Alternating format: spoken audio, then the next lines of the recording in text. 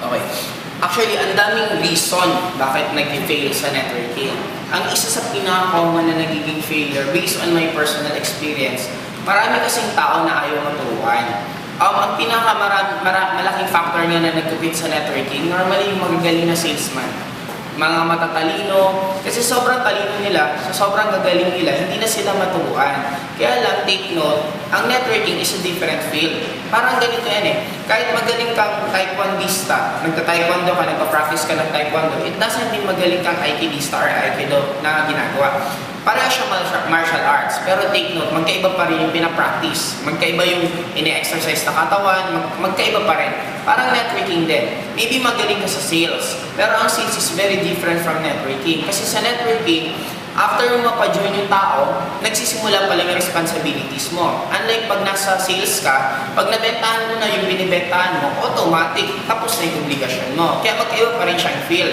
Ang iba pa nagiging common na reason bakit maraming nag-fail pa sa networking is ayaw mag-attend ng training. Gustong kumita ng malaki pero ayaw mag-attend ng training. Kaya anong mangyayari sa'yo? The moment lumabas ka, marami kang mga na-encounter, maraming mga tanong, hindi mo masagot, mahirapan ka. The moment mahirapan ka, anong sasabihin mo? Hindi para sa akin ang networking. Pero kaya ka lang naman nahihirapan dahil sa sarili mo. Bakit? Hindi mo kasi ginawa yung tamang sistema. Kung tatanungin mo ako ano yung pinakamagandang tip, kung the moment para hindi ka mag-fail sa pag-network, simple lang, attendan mo lahat ng training, kung ano mismo yung mga tinuturo, especially ng mga resultado ng upline, yun na lang yung sundin mo.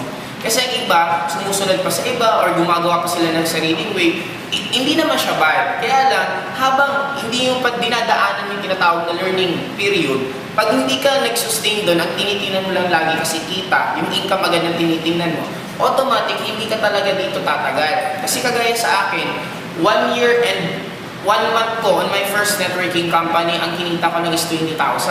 Pero hindi ko tinignan yung 20,000 kinita ko eh. Ang tinignan ko, yung naging changes sa personality ko. Lumaki yung pangarap ko. Dati ang pangarap ko lang, ang bababa. Biglang lumaki ng sobrang ng networking na ako.